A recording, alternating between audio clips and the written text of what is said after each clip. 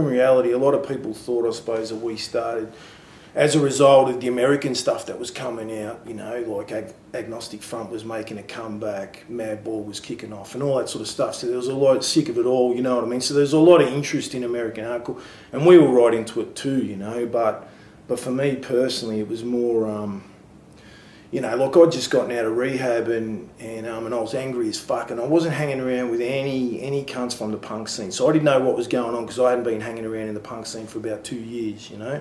And I fucking read somewhere about Toe to Toe, and the reason why I thought I was interested in these cunts is because it said had an ex-member of Tootie Party, you know what I mean? And I loved fucking Tootie Party, you know. So I was like, so I started chasing it, you know. I was like, I fucking didn't know where to get it, and I think I ended up picking up, I don't know if it was Slap of Reality or Unanimous Points Decision. I don't know which 7-inch I got first, but I got that 7-inch, man, and fucking that was it, you know what I mean? I was like, these blokes are singing about what I really think Aussie hardcore needed. You know what I mean? Like I was hearing about or reading about hardcore bands and that, and I'd chase them up and I'd be fucking disappointed, you know what I mean? Because I'd see them as fucking corporate. I listened to fucking Toe to Toe, and they were real, and I could tell, you know what I mean? And they were speaking my language, you know, and that's where me getting back into hardcore, me getting that spark to fucking make a difference myself by starting Grim Reality, which I didn't even know I was going to be doing at that point, you know what I mean? But it was like, fuck, there's some good shit happening in hardcore that's not all crusty, you know what I mean? That's not cunts just on the gear all the time, which was sort of happening in Melbourne in the late 80s, early 90s, you know what I mean? Toe to Toe seemed to be turning the fucking tide on that, and they had aggression and they had anger, and they were direct with it, you know what I mean? And they were fucking, you know, they were macho too, man. So I needed that shit. I had so much fucking anger and energy, you know what I mean? That's what I wanted, you know. So that's what got me back into it, you know. And you know, Grim Reality's got a song on our demo, you know, called First Punch Defense, and that is a direct, I suppose, ode to Toe to Toe with remember their t-shirts, the fucking Best Defences Attack? I fucking love that t-shirt, you know what I mean? So it was kind of like, yeah, well, we're in line with that shit, you know what I mean? We're not just going to step back and be passive. They're not stepping back and being passive, and that's not what hardcore's about. So, you know, we were on the front foot as well, you know. And I remember me and my mate, I had these two other knuckleheads, you know, and we'd all just given up the drugs, you know, and we'd sort of started going sort of hardcore shows in the early days, but we're all a bit sketchy because we're in this halfway house program, so you couldn't drink and all this sort of shit, right? So we're trying to keep each other on the straight and narrow, but we just fucking wanted to get out and fuck shit up, you know. And we went and saw Suicidal Tendencies, and we're just running through, I think it was down at the Palace, and we're just fucking caning cunts because we were hitting the gym and all that sort of shit. And then Toe to Toe were coming down and doing an all ages show, and I was excited, man. The other guys hadn't heard of them, but I was excited because I was like, I fucking can't wait to see these blokes, you know. And we fucking go there, and that was when I sort of got to see the state of Melbourne hardcore at the time, you know. And we went there, and I was expecting it to be as fucking hectic as the Suicidal Tendencies show, but it was a completely different crowd, you know what I mean? And there was, man, we go there, and there's Toe to Toe was setting up, and we're there, and we're fucking charged up on our fucking, I don't know, our red cordial or whatever it was we were drinking. And there's people sitting down with like, I don't know, Winnie the Pooh fucking lunchboxes and shit. You know what I mean? Like sitting there cross-legged while Toe to Toe was setting up, and I'm thinking, what the fuck is going on here? You know what I mean? Like, this is very different from when I was like really participating in the hardcore scene in Melbourne, you know. The hardcore scene in Melbourne in the late 80s was fucking hectic. It was dangerous, probably like Sydney, you know what I mean? It was fucking hardcore. And I'm seeing dudes here now, you know what I mean, sitting down, fucking like having a picnic ready to watch a hardcore band, you know. So we must have looked like fucking dickhead thugs, you know what I mean? Because there was only 3 of us, and we were just trying to slam dance with 3 of us, you know. But the important thing for me was to fucking represent Melbourne, you know, and I think we tried to carry that through with Grim Reality, you know. It was about, you know, Melbourne had a fucking real... From when I started going to Sydney and shit, I could see that Melbourne had this reputation as, you know, backpack wearing fucking emos who weren't going to do anything but just watch passively bands and wouldn't dance because it was considered too macho, you know what I mean? And I was like, well, No, fuck that, you know what I mean? I'm here to represent Melbourne. And funnily enough, you know, I think we represented Melbourne better in Sydney than we could in Melbourne, you know what I mean? So, you know, that was our introduction. He's had a big following, man, I reckon, Sydney, Melbourne. Yeah. Sydney, Newcastle. Yeah, definitely. I mean, Newcastle we saw, was probably, I think we played Newcastle before we played Sydney, you know what I mean? And we were fucking spun out when we went up there and we did an all ages, I think at the Black Box or whatever. And you know, we weren't really expecting too much. I mean, you know, fucking Facebook wasn't around in those days, you know? Like it was, you know, I suppose, you know, electronic media was starting to pick up, so there was, you know, people did have email addresses and all that sort of stuff, so there's a little bit more information sharing coming through, but we had no idea what was really going on up there till we went up there and we fucking saw, you know what I mean, and we're fucking blown away, you know. And I remember fucking doing the, I can't remember if it was the Hardcore Super Bowl or if it was, what was the other one that was on East Coast Hardcore or whatever, you know what I mean, that Sean O'Deal put on. You know, I couldn't remember what that was, but I remember a bunch of guys coming over from New Zealand, man, you know what I mean, and thinking that they were going to own the floor. And I just remember fucking, was it that little heinous Matt or whatever, and that just cleaning cunts up, you know what I mean? And I'm like, this is the shit that I like to see, you know what I mean? It's a bit more dangerous again, it's a bit more real, you know. And I was fucking blown away when I hit Sydney and I'm seeing bands like fucking, you know, Toe to Toe again. I'm seeing bands like Straight to a Tomb, you know what I mean? That just like, I'm spewing, I only ever got to see them 2 or 3 times, you know, because I was just like, fuck those guys, man, you know what I mean? And they were just playing that real aggressive, I don't know, sick of it all style shit, you know what I mean? That at the time we weren't getting in Melbourne. I mean, we had Mindsnare, and Mindsnare were fucking awesome, you know what I mean? But we never, they were probably it. I think it was probably us and them. You know, later on Hit List and all that sort of stuff started coming out and all that, you know, but at the time, man, it was a bit few and far between, you know. There was still a real schism in the fucking Melbourne scene, you know, whereas Sydney just, you know, there was probably some sort of schism going on, but what I could see was fucking, you know, a lot of bands that were really aggressive, and that's the shit I love, you know what I mean? That's my sort of hardcore. What, back in 84, 85, you know, Smear was probably the guy who inadvertently got me into hardcore, because I was just a straight metal dude back then, you know. Like metal, when I say metal, I don't mean fucking David Lee Roth and shit, although I go back and respect that shit now, you know what I mean? But back then it was just like, there was this record shop in Melbourne called Pipe Imported that ended up becoming Extreme Aggression, you know, and there was this German guy, Daniel, right?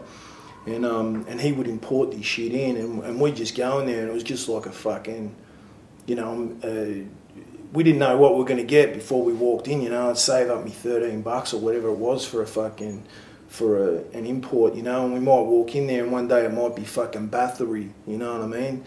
The next day it might be fucking something like, I don't know, fucking SOD or some shit, you know. That's what we did, an SOD cover, because it's back to those days when, you know, it just had to be hardcore, you know what I mean? And people can talk whatever they want about SOD or whatever, man, but I guarantee when I fucking heard that shit in 85 or whatever, that was the fucking hardcore shit, you know what I mean? That just started a whole bunch of dudes shaving their head in Melbourne and stuff, you know, like, we didn't know what the rules were. It didn't really fucking matter, you know? You know, so yeah, so that crossover from metal to hardcore was probably happening at a good time, because, you know, like, you know, you can only go so far with listening to fucking shit about Satan and all that sort of shit, you know. And for me, back in those days, the music wasn't that different, you know what I mean? There wasn't that much of a change. It was the lyrical content, you know. So Smear used to do this show in Melbourne called the fucking Hardcore Metal Show on PBS on a Saturday night, man, and it was just the old school shit of sitting there with my tape recorder, fucking just taping shit, you know, and anything and everything from, you know, Raw Power from Italy to fucking Oi Polloi to fucking, you know, whatever was going to, you know, to Exodus and shit like that. We just fucking lap up everything that was coming in. You couldn't find that shit on the internet. There was no internet, you know. We didn't know about it. But, you know, you get a fucking Metal Hammer magazine or some shit, and it was 3 months behind what the fuck was going on, you know what I mean? So So we just had to wait until stuff come in the hope get a PO box in Europe or some shit, and then just start pen paling with people. You know what I mean? That's how it was, and you know, to be honest, I sort of fucking prefer those days, man, because it was fucking a bit more magical.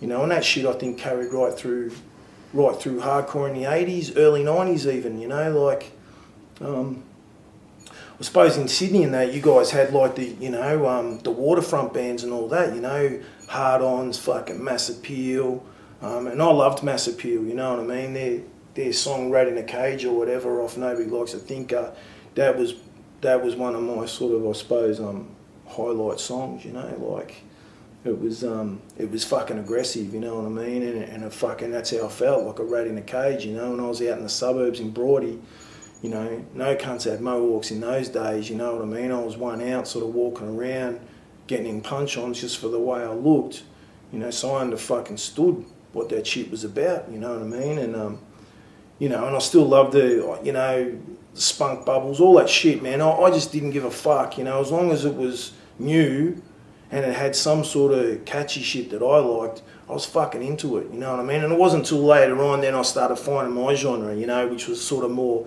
UK 82 type stuff, you know, and going and seeing Bastard Squad, because they were pretty much, they were the only Chaos band that I knew of at the time that was getting around, you know, and I suppose that's what I'm talking about when I go back, you know, talk about the 80s. It was probably fucking, you know, there's probably about 20 skinheads to every 5 punks. So it wasn't a friendly loving, man, you know what I mean? And I'm not talking politically there, you know, because actually a lot of those guys I fucking got along well with, and, you know, when you're outnumbered fucking, you know, 5 to 1 or whatever, you got to fucking get along with cunts, you know what I mean? Like, you just got to get along with cunts, you know, and it wasn't really about that, but, you know, like I saw them, you know, like I saw a lot of dudes fucking just smash dudes for looking different, you know. If a hippie ended up rolling into a punk gig by accident, they were going to get fucked up, you know what I mean? And, you know, and then, you know, hip-hop starts coming into it and all that sort of shit, and I'm getting into NWA and fucking, you know what I mean? And it was all punk to me. I don't give a fuck, really, you know, like, you know, at that particular time, I think that's getting up around 1990 or whatever.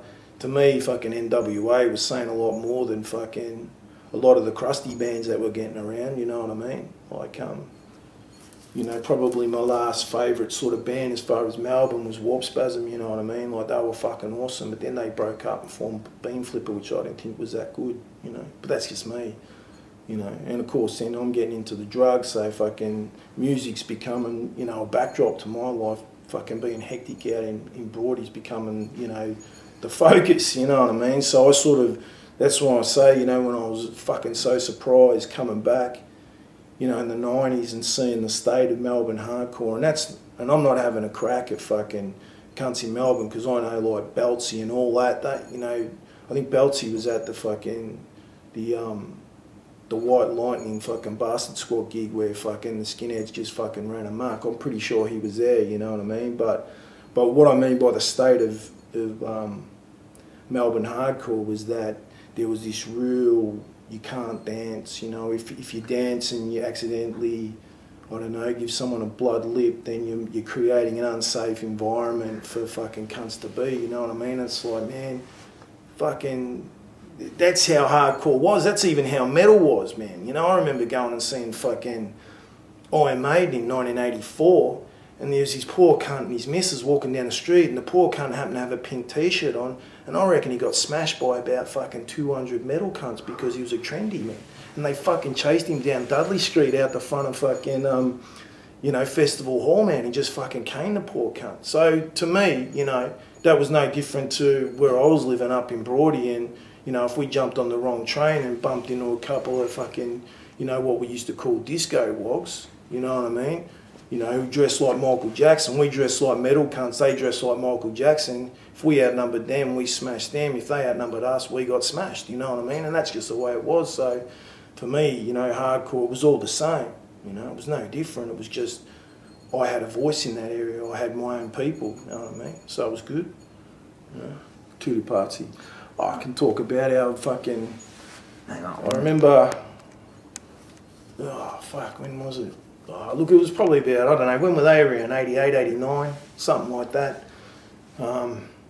You know, I think most of the cunts in Melbourne were going through, actually your haircut, Jay, were going through the dreadlock mohawk, you know what I mean? Fucking, you know, and we're all getting around, we stopped wearing leather and shit, so we're all getting around in Converse All-Stars and fucking patching up and fucking Indian laps and shit like that with fucking statements on it, you know what I mean? But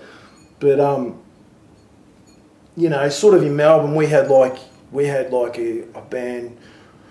Probably one of the pivotal Anarcho bands was Compost, you know, and one of the guys, Chris, ended up going into Mutiny and shit like that, you know what I mean? But there was a band, Compost, you know, and I didn't really know those guys. They were fucking a bit older, you know what I mean? And they were a fucking bit arrogant and shit, you know what I mean? Because they've been doing the Anarcho thing longer than us young cunts, you know what I mean?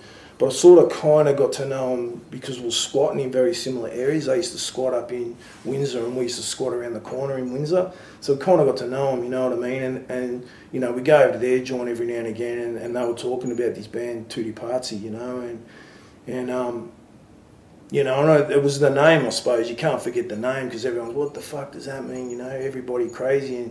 And Jason actually from Bastard Squad, he because they were getting a bit of a resurgence, you know what I mean? Like people were starting to come to shows and that, because actually what ended up happening was, you know, fucking people started standing up, I suppose, against the really violent aspects or the intimidation aspects of what was going on with the skinheads, you know what I mean? People, you know, a couple of dudes who could fight and realised there's a couple of them who could fight started going, nah, fuck off, you know what I mean? You can't come to shows but don't fucking cause trouble, you know what I mean? And of course, a whole bunch of them fucked up and ended up going in the clink anyway, so it kind of made it fucking easier, you know, like, you know, and a lot of those guys too were starting to get disillusioned with the skinhead thing, you know what I mean? And, you know, so it sort of opened this area where, you know, class war was getting big. People were seeing that, you know, you could be an anarchist, you didn't have to be a pacifist and shit like that, you know, you could actually fucking punch on. And, you know, and that's what I liked about conflict, you know, and therefore started liking about, you know, this stuff, you know, Tutti Pazzi and stuff like that were coming through that I was hearing. That was that real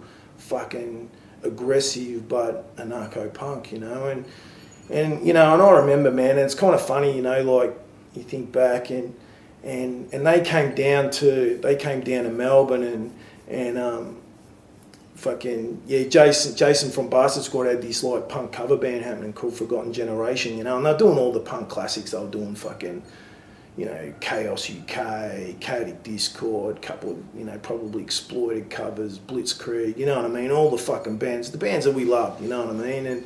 And they came down, you know, and I remember this chick from Tutti Pazzi, and she had her fucking lip pierced, man. It was the first time I'd ever seen this shit, you know what I mean? And we're like, fuck these Sydney cunts, they're just a little bit more fucking hardcore every fucking time, you know? So I guarantee you that weekend, man, everyone went out and they're fucking getting lip rings and shit like that. Back in the day when you couldn't just rock up to a piercing fucking joint, man. You had to go and find a fucking needle or get one of the guns and just fucking force it through with a piercing stud, man, you know what I mean? And like every cunt's running around. But, you know, unfortunately I never got to see Tutti Pazzi play live. It's one of my fucking regrets. But I remember... your mate, fucking Scotty Harper, eh? And he put out that fucking compilation, you know what I mean? It had Warp Spasm on it, and it had Tutti Pazzi on it, you know? So I got a couple of songs of theirs, man, and you know, it's important because they're an important part, I think, of the Aussie hardcore scene and you know, Sydney punk scene, you know what I mean? Because those guys were doing it, and from what I hear, you know, like, up in Newtown, you know, with the Black Rose Anarchist bookshop and all that sort of shit, there was a lot of radical shit going on up there, you know what I mean? And we had some of our stuff going on down here, but from what I hear, you know, it was all happening up there, you know. But yeah, you know, I remember that chick coming down, and she was pretty gorgeous. I don't even know her name, you know, but she had the mad dreads and fucking, you know what I mean? She had the lip ring, she was fucking looking good, and, you know, all the girlies from the Melbourne hardcore scene going out and getting lip rings. I think I did too, you know what I mean? Fucking labret or whatever, you know. I don't even know if we knew what it was called then. I don't think we knew it was called a labret, you know. It's just a lip ring, a sleeper. That's fucking classic, cunt. I remember actually I was talking about that fucking squat when I was in Windsor, man. But yeah, it's fucking shattering when you get your records stolen, man. I remember I got about 120 records stolen back then. Probably got about 3 or 4 of them back because most of them were deleted. Fucking half of them I don't even know what was gone, man. You know what I mean? Just some cunt had fucking come in, you know, fucking thieved me records. And then the worst thing about it, I go down to Windsor Station. The next morning I'm on my way to work, and the ones they didn't like, the cunts are fucking frisbeed them fucking down the station. I'm like, you fucking dogs. That's fucking... Yeah, no, what do you do?